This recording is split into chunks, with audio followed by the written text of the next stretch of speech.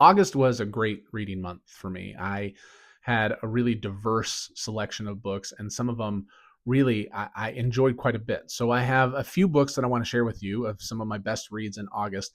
I also have two books that didn't quite meet the expectations that I had. They were a little overhyped, and then one that was just a straight up disappointment, which I'm saving for the end. And how I'm going to do this, I'm just going to go through the books as I read them through the month. So I'm going to start with the beginning of August and work my way through. And then I'm going to share with you what I kind of rated them on Fable. And I love Fable because Fable, you could do quarter stars and not just whole stars, which makes me happy. So the first book I read was Murder at Spindle Manor by Morgan Stang. This is a dark fantasy meets steampunk meets Agatha Christie, and at its core, it's a classic murder mystery set in a country manor house, but it's just full of twists and really fun character dynamics and classic whodunit intrigue. I'm not sure if this would be considered cozy because I'm still trying to wrap my head around what cozy fantasy is. But I really liked it. I really enjoyed it. You follow the main protagonist, Isabeau, who's essentially like a monster hunter and private detective as you follow her investigation of all these people staying the night at Spindle Manor.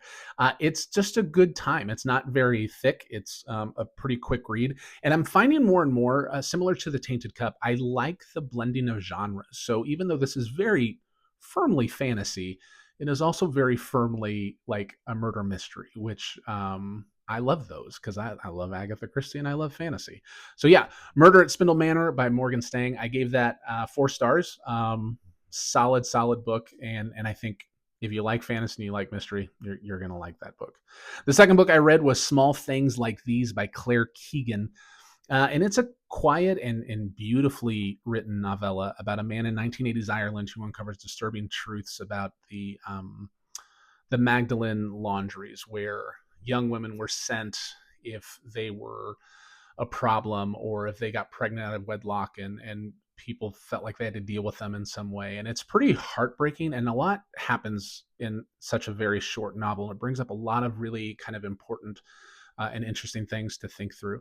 And I'm a sucker for books where people stand on their conscience, especially and even when it's inconvenient or challenging, and that's very much what happens in this book. So it's a very quick read. I think it was like an Oprah book pick a couple years ago, if I'm not mistaken. I will say I feel like it ended too quickly. I mean, it is a novella, but I could have done with maybe an extra 20 pages just to kind of, I don't know, land the plane a little bit better for me personally, but still worth the read. It might be a good Christmas read because that's kind of the time frame that it's set. But I'm one of those people that I think Christmas is a state of mind, and Christmas and Halloween, they're always up in my brain, always, always. Small Things Like These, I gave 3.75. Really solid, quick, interesting, and thought provoking. Then I read The Book of Doors by Gareth Brown. And I had heard about this book from a couple different people, and it sounded interesting to me. I'm not sure if it's considered sci-fi or contemporary fantasy or some kind of mix of either one, but you're following the main protagonist, Cassie, as she's gifted basically a magical book that turns her life upside down. And the premise is that there are these special books that exist, and each one has their own unique power. There was one character in particular who's just freaking ruthless, and I wasn't really expecting that. But it also touches on ideas of grief and moving on and kind of making something of yourself apart from maybe the things that you know. Like there's a lot more depth in there than I think people probably realize with the book, but it was a good time. I gave that one 4 stars. Uh, then I read The Best Minds by Jonathan Rawson. It's a nonfiction work that dives into childhood friendship and mental illness and tragedy. And Rawson reflects on his childhood friends unraveling due to paranoid schizophrenia in a way that is deeply moving and heartbreaking and really, I think, unforgettable. And I think more than that, it brings up a whole lot of messy questions and realities about mental health, broken systems, how our best intentions can oftentimes make things a lot worse, and we don't necessarily always realize that that's happening. It was a pretty profound book for me personally. I know a few people that have read this and they enjoyed it. They didn't like it as much as me. For me, this was a solid 5 star. I think it just brings up so many things that many people don't have a firm handle on, and it makes you really, I don't know, just dig in and really think deeply about some of these issues that exist in our world and in our lives. And the reality is, mental health touches all of us, right? So there's just a lot of depth in this book. There are certain points that drag, certainly, but it really reads like a novel, so you are pulled forward. But if you're looking for a deeply thought-provoking nonfiction, I can't recommend The Best Minds enough. Then I read another nonfiction called The Bookshop by Evan Friss. Very different from The Best Minds. It's a nice little nonfiction history of bookstores in America. It looks at how these spaces shaped culture and community, and really, the best way I know how to describe it is it's catnip for book lovers and for those who are incapable of passing a bookstore without going in, which is this guy. We got to go to the UK for a while this summer, and the only thing we brought back was books. We went into, I think, 16 different bookstores while we were there. Because y'all, the UK, they know what they're doing with bookstores, like for real. Yeah, so Bookshop gave it 4.25. It's a fun little read, and it's one of those books that you could read a chapter and then pick it up like 4 days later, read another chapter. You don't necessarily have to, like, keep going with it constantly. Then I read Worst Case Scenario by TJ Newman. Oh boy. Okay, so this book gave me like a anxiety knot in my stomach almost the entire time I was reading it. The premise is pretty straightforward. A plane crashes into a nuclear power plant, and then it goes from there. From the very first chapter to the end, you are pulled forward and with breakneck speed. If you are looking for a book to bust you out of a reading slump, I would offer this one to you, because it is a literal ticking clock situation. So you are just pulled forward, and yet the author still manages to have pretty well defined characters. There's a lot of intrigue and action, and you don't really know where things are going to go all the time. There's definitely some heartbreak. It's essentially like a really well made disaster movie. And I love disaster movies. I'm not going to lie to you. I do. I'll go watch all of them, even the crappy one. The difference with this isn't a crappy disaster movie. It's a really good disaster book. I actually gave it 4.25. So if you're looking for something like that, Worst Case Scenario, TJ Newman, I think you'll enjoy it. Then I read And Every Morning the Way Home Gets Longer and Longer by Frederick Bachman. This is another book that has made my top 5 of the year so far and that I have not been able to stop talking about. I think it is a testament to Frederick Bachman's skill as an author that such a short work can accomplish so much. Um, like this book nearly broke me. We're actually going to be reading this in a book club that I'm a part of that starts next week as our first book. But the novella is about a grandfather and his failing memory and mind. But I don't know, it's so much more. There's so much love amidst the loss and confusion. There is tenderness and honesty and humor. And it's one of those books that I think will hit differently depending on when you read it, depending on what stage of life you're in, depending on where your mind is at any given moment. I think most of us know some people that have suffered from dementia or Alzheimer's in some way, and so this might hit really close to home for some of you. But I don't know, Bachman just does this beautiful job of still somehow having hope and goodness, even with such a heavy short story. I absolutely loved it. It is a 5 star for me. Um, but it's not like it's not a funny book. You know what I'm saying? Like, it's not a funny book, but it's a good book, but it's not funny. Then I read Legends and Lattes by Travis Baldree. Look, I'm a D&D player. I'm involved in 2 different campaigns right now. I have known about Legends and Lattes since it was first published, but the idea of cozy fantasy just didn't appeal to me. And part of it is that I don't think I really understood what it was. And then I read Emily What's Her Face's Encyclopedia of Fairies, and wow, oh my gosh, I hated it so much. If you loved it, I'm glad you loved it. I really am. I did not at all Like I hate them. Yeah. Anyway, I did not like it, but peer pressure, and so many people that I know have read Legends and Lattes, so I was like, all right, I'll give it a go. And I was pleasantly surprised. If this is what cozy fantasy is, well, I could get on board with it. I kind of get it. The story is simple. You're following an orc named Viv. She wants to be done adventuring and open up a coffee shop in a village that has never had coffee before. That's it.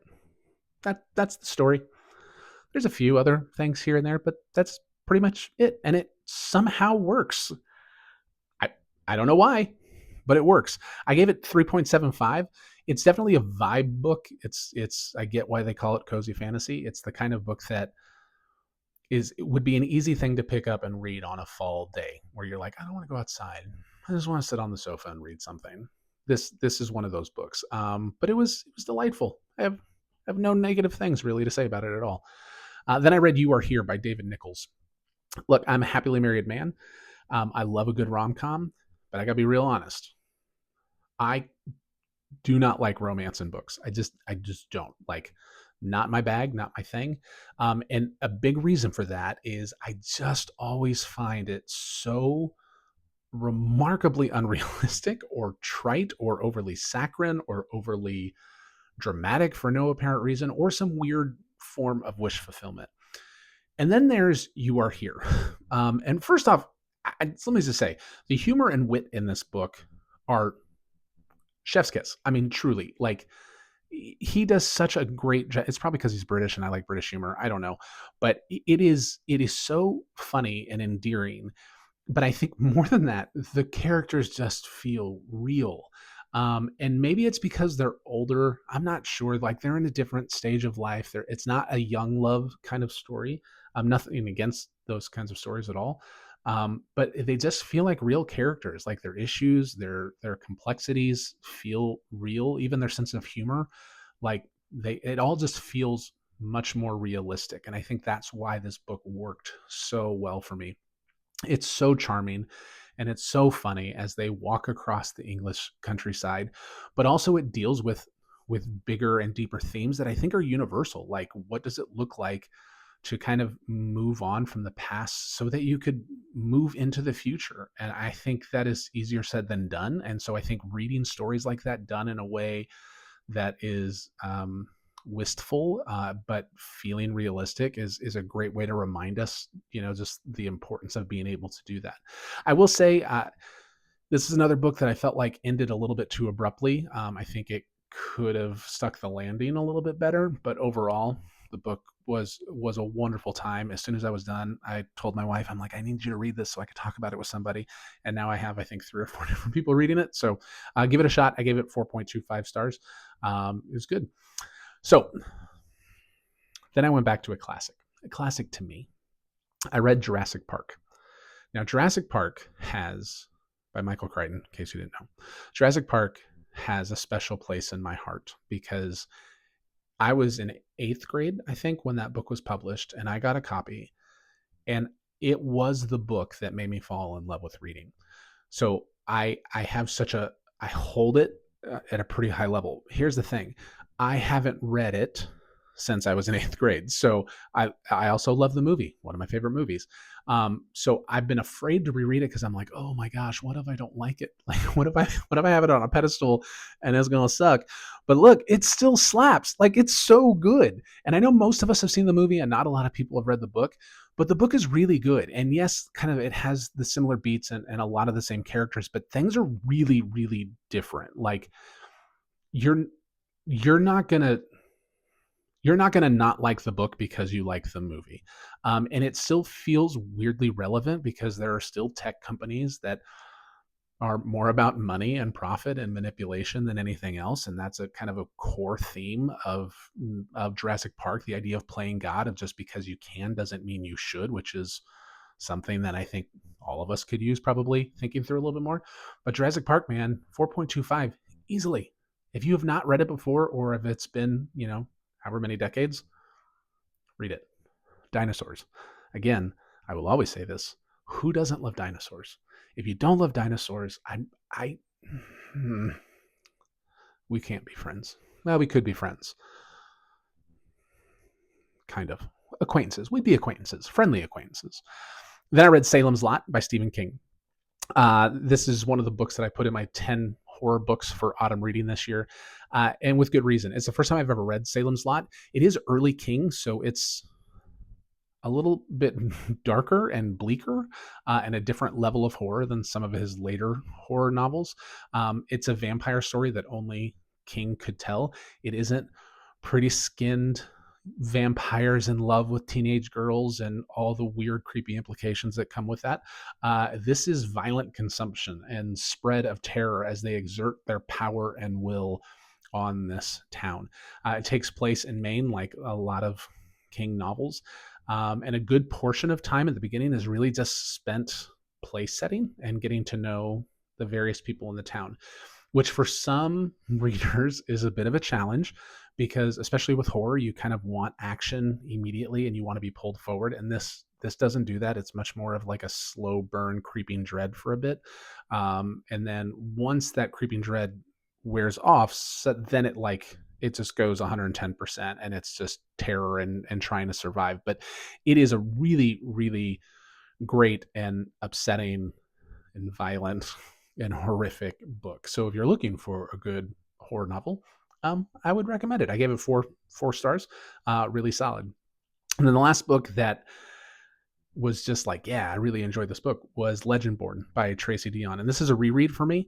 I enjoyed it just as much this time as I read it the first time. Legendborn reimagines Arthurian legend through the lens of a young Black woman at an American Southern university. There's a great magic system, there's demons, there's secret societies, there's diverse characters, lies, betrayals, and all the other components that you want to help make a compelling story. And I think Tracy Deonn really does an incredible job of showcasing the beauty and challenge and heartache of the American Black experience, both historically and currently. And she uses it in such a way to inform her character in such a rich and beautiful way without ever feeling like it's heavy handed or that you're being lectured in any kind of way. It's just like, I don't know, the characters in that book and what Deonn has done, it's just stellar. And it's YA, and I know a lot of people are like, oh, I'm too old to read YA. No, you're not. You can read whatever you want. Don't cut yourself short. This is just it's a really good book. It's a really good series. Yes, there's romance because YA, but it's not the main storyline. It's not even that important, I would say. And a few parts maybe drag here and there, but overall, if you like contemporary fantasy, particularly contemporary fantasy that helps you think more deeply about realities that sometimes we don't always want to think about, I really think you'll enjoy this book. And most people I know, actually, I think every person I know that's read this book has enjoyed it. So yeah, take that for what it's worth. I gave that 4.5. Legendborn. Definitely give it a go. Now there are two books that some jackhole is honking their horn in my neighborhood, and now my dogs are barking. I hate horns. Then there are two books that just didn't live up to the hype for me. And the first one is Babel by R.F. Kuang. Critical darling, a huge hit amongst many, many readers. And for me, it was fine. It's set in an alternate 1830s Oxford, where translation and languages are literal sources of magic. Big themes of colonialism, imperialism, linguistics, some philosophy in there. I appreciated the ideas and ambition, and R.F. Kuang is clearly a gifted writer. But for me, it just so often felt like I was being lectured with a hammer, is the only way I know how to say it. This book has very little subtlety to me. There's very little nuance as I don't know, it just feels so heavy-handed with a lot of the primary themes, to the point that the story just takes a backseat. I've told a couple different friends who really loved this book. If she wrote a nonfiction book on colonialism, particularly in light of the opium wars that happened in the 1800s, I would read it in a heartbeat. If she wrote a book about linguistics, I would read it in a heartbeat. But as a storyteller, like, the story just gets lost. It just seems really underbaked to me the whole time. The main character, Robin, I thought was interesting, but he's really the only character that I cared about, and Like that was just a bummer for me. I don't regret reading the book, and I'd still recommend it to people. I think it brings up important conversations. I just think it's one of those books that's probably better read in a book group than by yourself. And it just wasn't the masterpiece that I thought it was gonna be. I gave it 3.25. It was good. It was good. It was fine. Uh, and then the other one that I've already been yelled at by some of my friends is Red Rising. Another massive hit and hyped book. Red Rising is a sci-fi dystopian story. You follow Darrow, a lower class miner who's attempting to infiltrate kind of the ruling elite. Um, People are really passionate about this book and series. It was fine. It was fine. I think part of the problem with Red Rising for me is that I went into it thinking it was going to be some grand space opera and with a lot of really complex themes and political machinations and all these different kinds of things. And instead, what I got was a really predictable Hunger Games in space. That's not bad. That's just not what I expected, right? It's just like managing expectations. But so many people I know have hyped this book up to me that I don't think it could have ever lived up to the hype. Now I'm going to read the next book in the series before I decide whether or not I'm going to finish this series. Everyone has told me the second book is really where it starts to expand and you really start to see that kind of space opera and the complexity of things, and it comes into its own. So I'm not going to, cut bait right now. But Red Rising as a whole, as an individual standalone, it was fine. I don't regret reading it. I'd recommend it, but it definitely did not match the hype that I heard. And then I have one just giant disappointment, and that's Hellbent by Lee Bardugo. Here's the thing. I really enjoyed Ninth House. I like dark academia books. I really do. I think the character of Alex Stern, who's the primary protagonist in both of these books, is very well crafted and interesting. I think in Ninth House, you see the secret societies of Yale and all the different magic systems that are used, and it's complex and interesting and mysterious. And I assumed that Hellbent would build on all of that, and it just really didn't, like at all. Like it felt like a different book, but with some of the same characters. It felt like I was reading like a more mature version of Twilight. And if you like Twilight, that's great. I'm just glad you're reading. I did not like Twilight, nor did I like Hellbent, just at all. I don't understand the reasons why the story went the direction that it did. Most of the secret society stuff, most of the magic was really like a backseat to what felt like a really forced romance story. There were a lot of different subplots that just made it feel, I don't know, super messy and unruly and boring at times, but then pedantic at other times. It just, I don't know. It was, I don't DNF. Like I don't DNF books. I think I'm physically, emotionally, and mentally incapable of doing it. I got real close. Like I got real close to DNFing this book. And I think what's a bummer, not only that I enjoyed Ninth House, is that I know Lee Bardugo is a really good author, but this one just did not do it for me. And I look at the scores and ratings that other people give it, I'm like, well, works for some people, which is the joy of reading, right? Different books for different people. But for me, I gave it a 2.5. And I think that's just because I liked the first book. If I had read this on its own, I don't even think I would have given it a 2 personally. So those are all the books that I read in August. Some ones I really enjoyed, some that were a bit of a letdown because they didn't live up to the hype, and then one real big disappointment. But I'd love to hear from you. What are some books you read in August that you just really enjoyed? What were the ones that were disappointments or overhyped? Always building a new TBR all the time, so would love to hear your recommendations. All right, go read something. It's a good day to go read. Every day is a good day to go read. Bye.